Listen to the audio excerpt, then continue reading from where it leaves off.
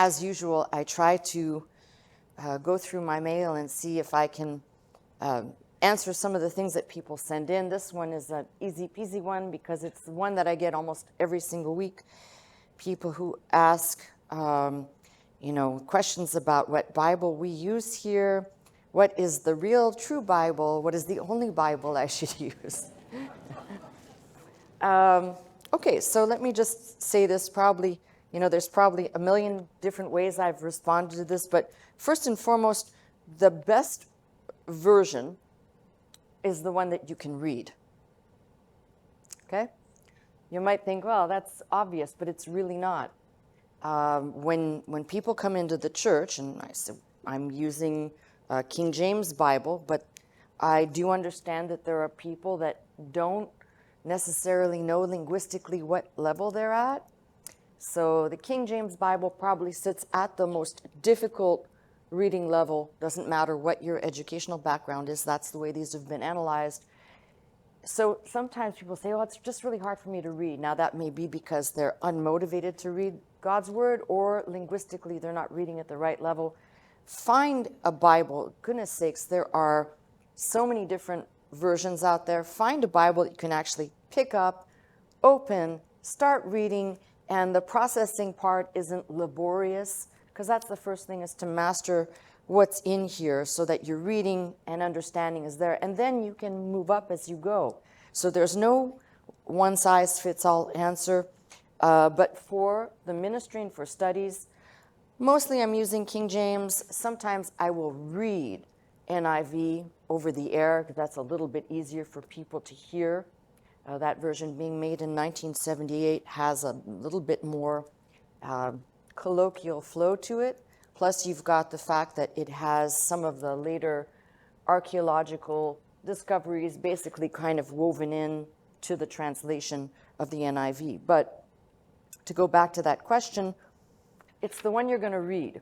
Okay, no good to have a Bible that either you don't pick up, too complicated, unmotivated, whatever your excuses are. So that's number one. Number two, once you're into the progress of reading on a regular basis and moving up your learning or reading skills, my recommendation is to do one thing. Somewhere on the network, I've done a couple of these, where I pick apart or I do a side-by-side comparison of a verse. That will help you to see how it's all English. It does not matter. So do yourself a favor. Don't be part of the dumb people that argue, my version is better than your version. They're all English, which means they are all going to be far away from the original. Now, the King James does a pretty good job, but even there we've made corrections over the years and the need to do so. Why? Because the languages of Hebrew and Greek are much different than our English language. So not to get into too much to that, but for the person who asked this from Port Charlotte, Florida, keep listening. You'll probably hear me answer this question again many times, because that's the way it works here. But, I think when I first started going out and doing ministry specifically, I'll tell you where I saw this the most was in the prisons and the jails, where basically you have to use what you can get, right? You got an old tattered whatever it is that was tucked away in a shelf somewhere, and that's what you're going to read. That's what you're going to read. And if you're genuinely interested, you're going to start with whatever you can get your hands on. So I'm not an advocate of going out and spending a ton of money to try and figure out. In fact, the best one, if you've got a smartphone, which most people do, not everyone, there is an app that basically you can pull up side-by-side versions, English, but side-by-side, the New Century, the NIV, pull them all up side-by-side, and you can kind of compare them as you read across to see, wow, there is a difference, including the fact, as I've said, the King James Bible was written at a time when it was a male-dominated society all across the board, so a lot of even what's in the King James, and I've heard people say it's sexist. First of all, get a life, okay? If you can't figure out, people are not real bright when they start to commingle historical documents, for which this actually is, not just the Bible, but it is in terms of its translation, historical.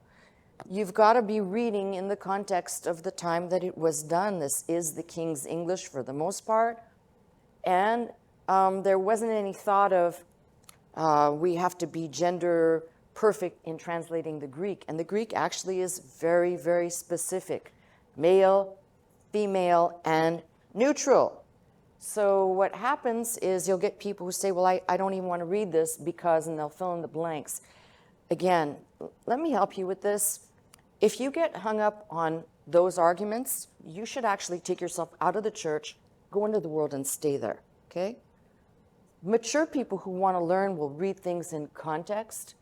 They'll have an open mind in context, and they'll understand that if you are able to use the tools to help yourself read Greek or Hebrew, you use any English version as a baseline. That's all. And then you can start doing small steps and making your own translations, and then it becomes very apparent. So when people start arguing, oh, I prefer this or I prefer that, that's a personal preference. But in the big picture, it's really not going to matter that much. The only one that I've made a fuss over the years, most people know, is the Message Bible. No offense to Mr. Peterson, but I can't go with the flow. It's too, hey, man, in the beginning, hey, man. Instead of in the beginning, God, it's too laid back. It's very, to try and communicate to someone where, I'm just going to say it, you've sifted the Bible down to the lowest possible level. Again, I'm not saying that there aren't people at that place, but you should definitely search out, I'd say for the average reader, find, and there are charts, I think we may have one on our website that show you your reading age, not your chronological age, but your reading level age group, and the Bible that would best fit you. Pick that, start there, master at least the concepts, and then move up.